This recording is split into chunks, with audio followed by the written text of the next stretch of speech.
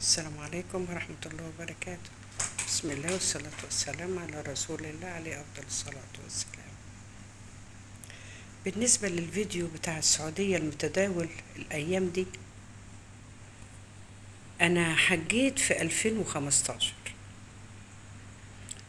شهادة حق، أقسم بالله ما شفنا منهم أي تصرف سيء جدا خالص، بالعكس والله احترمونا وخدمونا خدمة ما فيش بعد كده. ولكن في الأيام دي أنا بسمع كتير جدا على سوء تصرف العساكر أو الضباط اللي في الحرم. في واحدة راحت لسه الشهر اللي فات، وهي نزلت من الفندق هي وصاحبتها دي ست على قدها ما تعرفش لهجة السعودية. فراحوا يوم الجمعة قبل الصلاة بحوالي 3 ساعات أو أكتر، وقال عشان نلحق مكان، وقال لك فعلا في فوق احنا قلنا نطلع فوق هيبقى أروق كمان من تحت. فرايحين عند السلم، راح العسكري وموقفهم، قالوا له احنا عايزين نطلع فوق، قال لا اقعدي هنا. فالست بتقول له ايه ده فوق فاضي اهو. الله ابصق بوجهك. فالست يعني علشان على قدها ما فهمتش، فبتقول لصاحبتها هو بيقول ايه، يعني ايه اللي هو قاله ده؟ قالت لا هتف في وشك. الولية يعني خافت وراحت قاعدة مكانها، هي بصت له كده وراحت قاعدة في الأرض.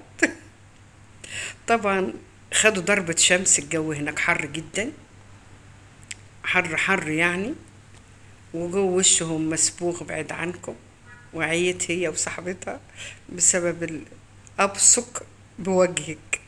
مش عارفة ازاي والله كانوا قمة الاحترام معانا في 2015. مش عارفة هو ايه اللي حصل، يعني هم غيروا الناس الحلوين دول اللي كانوا موجودين، ولا ده بختي انا ولا ايه؟ مش عارفة والله، مش عارفة ازاي في ناس كتيرة قوي بتشتكي من سوء تصرف وسوء معاملتهم في الحرم.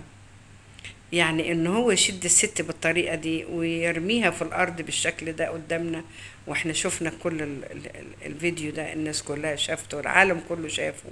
والراجل لما دافع عنها اتضرب، يعني حتى لو كانت مش مراته او مراته ايا كانت، هي واحدة ست، وحتى لو راجل، وحتى لو هو انت ايوه بتنظم الاماكن، وفي اماكن ينفع تصلي فيها وفي اماكن ما ينفعش تصلي فيها، في اماكن للسيدات وفي اماكن للرجال، انا عارفه الموضوع ده.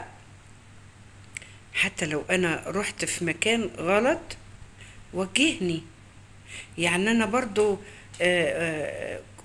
وقفت في مكان غلط، وواحده ست منتقبه هناك قالت لي لا يا حجة، هذا المكان ما يصح تقفي فيه. قلت لها حاضر، اقف فين؟ شاورت لي ورحت. خلاص بأدب، كلمتني بأدب، هي ست بنت صغيرة وهي زي بنتي، كلمتني باحترام. انا بصراحة ما اشتكتش منهم، هم ناس على راسنا من فوق والله. بس هو ايه اللي حصل في الايام دي؟ بس المفروض ان كل عسكري او ضابط يبقى معاه فعلا كاميرا، وفي ناس بيتابعوا الكاميرات دي، بحيث ان لما يحصل اي مشكلة في ناس بتتابع الكاميرات دي ويحلوا المشكلة في ساعتها على طول، ما يسيبوهاش لما تكبر بالشكل ده والعالم كله يتكلم عن السعوديين ناس محترمين وناس كويسين.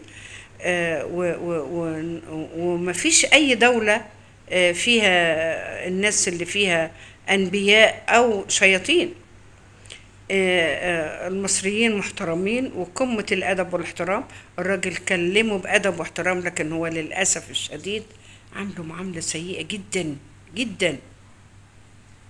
واتمنى ان السلطات تتخذ قرار ورفض الراجل العسكري ده، هو فعلا ما يستاهلش ان هو يخدم الحرم، ما يستاهلش الشرف ده. خدمة الحرم شرف كبير ليه، وهو طالما بيتعامل بالعنجهية والعظمة دي، يبقى فعلا هو ما يستاهلهاش. أنا كده طولت عليكم، السلام عليكم ورحمة الله. ما تنسوش الاشتراك في القناة وعمل لايك ليصلكم كل جديد.